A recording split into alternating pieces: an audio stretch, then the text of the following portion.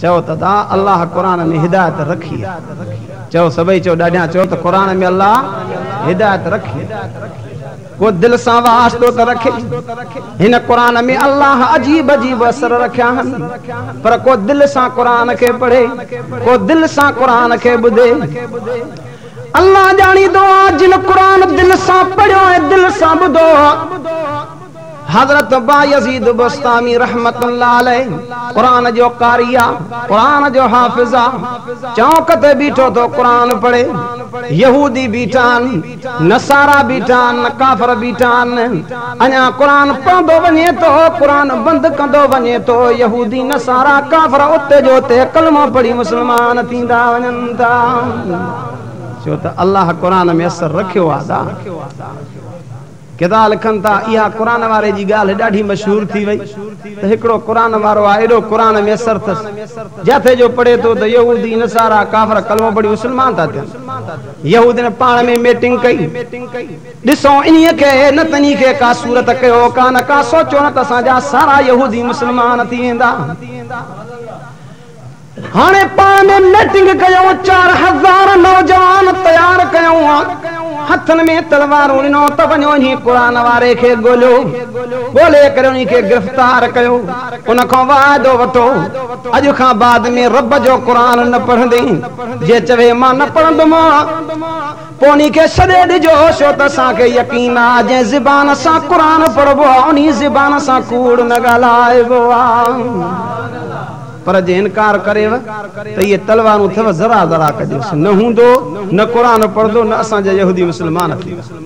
किताब लिखन था 4000 यहूदी ॻोल्हनि था, ॻोल्हींदे ॻोल्हींदे हिकु जात अची गिरफ़्तार कयूं, घेरो थी वियो, चौधारी घेरो थी वियो। बायजीद बुस्तामी रहमतुल्लाह अलैह ॾिठो हे चौधारी घेरो कयूं बीठा आहिनि। फरमाए तो यहूदी बुधायो त सयूं छो मुंहिंजो घेरो पियो अथव? छा ॻाल्हि आहे, छा ॻाल्हि आहे? तलवारूं सिधियूं लॻियूं पयूं आहिनि, चवनि था असां सां हिकिड़ो वाइदो कर, अॼु खां बाद में रब जो क़ुरान न पढ़ंदे। जे चंदे त मां न पढ़ंदुमि त हे रस्तो खुलियल थी, न त हे नंगियूं तलवारूं ॾिसे तो ज़रा दरा कंदा सही। बायजीद बुस्तामी रहमतुल्लाह अलैह अखियुनि सां मौत ॾिसी करे जवान में चए तो ज़ालिमो मांखे दड़का न ॾियो, मांखे धमकियूं न ॾियो, मां मौत क़बूल करे सघंदो आहियां, लेकिन रब जे क़ुरान जी तिलावत खे छॾण जे लाइ तयार न आहियां। मां जे कुरान शरीफ़ के छॾींदुमि त मां कीअं जीअरो रहंदुमि, कुरान खां सवाइ मुंहिंजो कीअं जीअरो रहंदो। किताब लिखनि था एतिरे में तलवारूं सिधियूं थी वयूं, ख़्याल करे तलवारूं सिधियूं थी वयूं। यहूदन जो आलिम पंहिंजे यहूदन सां साण हो, पंहिंजनि खे चई तव्हां थोरो घेरो पैना कयो त मां तो इन खां सुवाल जवाब कयां, कुरान वारे खां सुवाल जवाब कयांसि तो मूंखे जवाब न ॾेई सघंदो, पोइ मां तव्हांखे हुकुम कयां थो, पोइ देरि न कजोसि।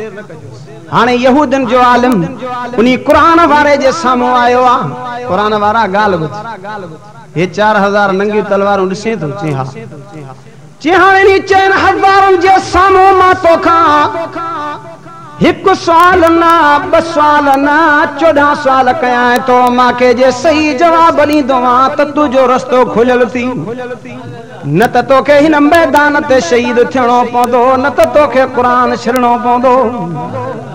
बायजीद बुस्तामी कुरान वारो किताब लिखनि था 14 साल ॿुधी अखियुनि मां पाणी हारे मालिक जी दरबार में दुआ थो करे। मां तव्हां खां पुछां तो दुआयूं कंहिंजे दरबार में घुरबियूं आहिनि? ॾाढिया सभई गॾिजी करे कंहिंजे दरबार में हथ खणी करे अर्ज़ करे तो मुंहिंजा अल्लाह कुरान शरीफ जी आयत पढ़ी चे तो सुब्हानक ला इल्म लना इल्ला मा अल्लमतना इन्नका अंतल अलीमुल हकीम। सुब्हानक रब तुझी ज़ात पाका, हेॾे ख्याल कर, हेॾे ख्याल, रब तुझी ज़ात पाका, ला इल्म लना असां खे त कोई इल्म ही कोने रब उहो इल्म जेको तो ॾिनो आ रब हिकु सुवाल कन्ना मां मेहनत करे जवाब ॾियां ॿ सुवाल कन्ना मेहनत करे जवाब ॾियां ओ मुंहिंजा अल्लाह 14 सुवाल कनि था हाथ भी आवाज़ थियो क़ुरान वारा घबराना ओ क़ुरान वारा परेशान न थी सुवाल करण यहूदन जो कम आ 14 सुवालनि जा जवाब ॾियारण मां अल्लाह जो कम आ फरमाए तो कुरान वारो यहूदी कर सवाल हाने सवाल शुरू थिया मां केतरन जान ते अर्ज कया अल्लाह जानी दुआ वडन त सवाल जवाब याद कया पर नढन बारन भी ये सवाल जवाब याद कया तमा भी सारा गरजी नी सवाल ने जवाबन के याद कयो पहले नंबर ते यहूदन जो आलम सवाल तो करे ओ कुरान वारा असा के बुधा वा कड़ी शया जेका हिक्का बन थी सगंदी आ कुरान वारो कुरान शरीफ जी आयत पढ़ी जवाब में चेतो त अल्लाह ला इलाहा इल्ला हुवल हय्युल क़य्यूम फरमाए त यो अल्लाह हिक्का ब अल्लाह गथी न सगंदा आहिन तवा भी सबई चो त अल्लाह हिक्का चो ॾाढा चो अल्लाह हिक्का ये भी हथो खड़ो करे चो तो अल्लाह बन थींदा आहिनि हिकिड़ो अल्लाह बे नंबर ते सवाल थियो बुधा त सयूं भला ब शयूं कहिड़ियूं मन जंहिंमें 3 शइ न हुजे कुरान शरीफ जी आयत पढ़ी कुरान वारो जवाब में चेतो यो कल्लिबुल्लाहुल लैल वन नहार यो त मालिक जो ॾींहुं है रात ब शयूं 3 शयुनि जे अंदर काई कोन्हे का रात ॾींहं में का 3 शइ आहे अदा हाणे ॾींहुं आ वेंदो त रात ईंदी वरी जे रात ईंदी त साॻो ॾींहुं मोटींदो 2 शयूं ॿुधा भला 3 शयूं कहिड़ियूं आहिनि जाते चौथी शइ न हुजे फरमाई अर्श मुअल्ला ते हिकु मालिक साईं जो लोहे महफूज़ आ ॿियो मालिक साईं जे तकदीर जो कलम आ टियों अर्श मुअल्ला ते मालिक साईं जी कुर्सी आ ये 3 शयूं चौथी चीज अर्श मुअल्ला ते काई कोन्हे का बुधा भला 4 शयूं कहिड़ियूं आहिनि जंहिंमें 5 शइ न हुजे फरमाई त 4 मालिक जा किताब आहिनि 5 किताब मालिक जो कोन्हे को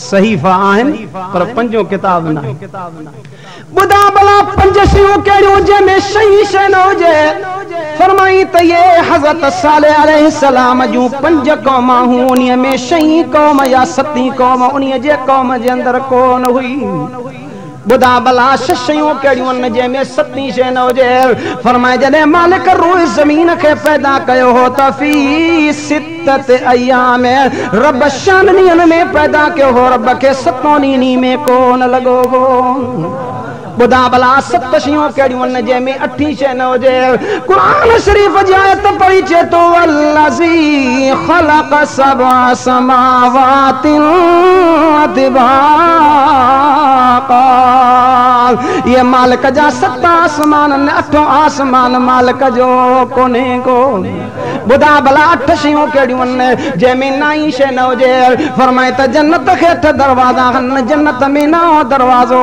कोन्हे को बुधा भला 9 शयूं कहिड़ियूं आहिनि जंहिंमें 10 शइ न हुजे फरमाई हज़रत शुआइब अलैहिस्सलाम जूं 9 बस्तियूं हूं 9 शहर उन्हीअ जे क़ौम में 10 बस्ती आ 9 शहर कॾहिं बि कोन हुयो बुधा त भला 10 शयूं कहिड़ियूं आहिनि जंहिंमें 11 शइ न हुजे फरमाई तिलका शरतुल कामिलहा ये 10 रोज़ा आहिनि हज जे मौके में जेको ग़लती कंदो आहे उन्ही ते 10 रोज़ा ॾंढ पवंदा आहिनि 3 उते रखंदो 7 मोटी जी पंहिंजे मुल्क में रखंदो उन्ही ते 10 रोज़ा ॾंढनि 11 रोज़ो उन्ही ते ॾंढ कोन्हे को बुधा त सयूं भला 11 शयूं कहिड़ियूं आहिनि जंहिंमें 12 शइ न हुजे कुरान शरीफ जा आयत पढ़ी चेतो इज़ क़ाल यूसुफ लिअबीहि या अबत इन्नी रअयतु 11 कौकबन वश्शम्स वल्क़मर रअयतुहुम ली साजिदीन फरमाइए 11 यूसुफ अलैहिस्सलाम जा 12 भाउ यूसुफ अलैहिस्सलाम खे कोन हुयो बुधा भला 12 शयूं कहिड़ियूं आहिनि जंहिंमें तेरी शइ न हुजे। कुरान शरीफ़ जी आयत पढ़ी चे तो इन इद्दत शुहूर इंदल्लाहि 12 शहरा, ये मालिक जा 12 महीना 13 महीनो मालिक जो कोन थींदो आहे। केतरा इंसान गलतियूं कंदा आहिनि गुरबत जे वक़्त में मिस्कीनी जे वक़्त में चवंदा आहिनि त 13 महीनो आहे। रब क़ुरान पाक में मना कयो आहे 13 महीनो न चइबो आहे, मां रब साईं वटि 12 महीनो। बुधा भला बुधा त शयूं भला 13 शयूं कहिड़ियूं आहिनि जंहिंमें 14 शइ न हुजे। फरमाई 11 यूसुफ अलैहिस्सलाम जा भाउर, 12 यूसुफ अलैहिस्सलाम जो अबो, 13 यूसुफ अलैहिस्सलाम जी अम्मा जिन यूसुफ अलैहिस्सलाम जो सैदो कयो हो। ये 13 शयूं 14 चीज़ हिते काई कोन हुई।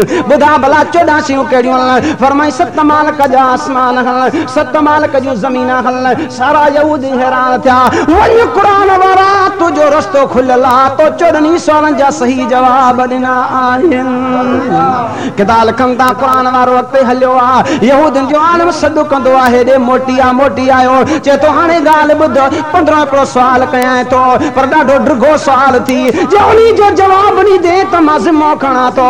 जेके हे 4000 तोखे मारण आया हल हिते जो हिते कलमो पढ़ी मुस्लमान थींदा, न त ईअं थींदो जो तोखे क़ुरान छॾणो पवंदो, न त मैदान ते शहीद थियणो पवंदो। किताब लिखनि था बायज़ीद बुस्तामी मोटी आयो, ॿुधा त 15 सुवाल जा मांखे खिली करे चए थो ओ जेको रब साईं 14 सुवालनि जा जवाब ॾियारे सघंदो आहे, उहो रब 15 सुवाल जो बि जवाब ॾियारे सघंदो आहे। चवदा कहिड़ो थी? चए थो ॾाढो ड्रिघो सुवाल थी। चए थो कर बयान। चए थो ॻाल्हि ॿुध, हिकिड़ो दरख़्त आहे वण, उन वण जे अंदरि 12 लामा आहिनि, 12 शाखा आहिनि। हर लाम में 30 पन बीठा आहिनि, हर पन में 5 गुल बीठा आहिनि। 5 गुलनि मां 2 गुल सुकल आहिनि, 3 गुल सावा आहिनि। असांखे ॿुधा त इहा कहिड़ी शइ आहे? क़ुरान वारो बायज़ीद बुस्तामी रहमतुल्लाह अलैह फरमाए थो इहो वण दरख़्त जेको आहे मालिक जो साल आहे। 12 लामा साल में 12 महीना, हर लाम में 30 पन, हर महीने में मालिक जा 30 ॾींहं आहिनि। भला हर पन में 5 गुलनि, हर ॾींहं में मालिक जूं 5 निमाज़ा आहिनि। भला 2 सुकल 3 सावा ईअं छो? फरमाई त 2 पारी 3 पारी सिज बीठे में पढ़बी आहे सुकल गुलनि जे मिसाल, सांझी सोमाणी सुबुह रात जे थधाण में पढ़बियूं सावन गुलनि जे मिसाल। किताब लिखनि था जेके 4000 यहूदी मारण आया हा उते जो उते कलमो पढ़ी मुस्लमान थिया आहिनि।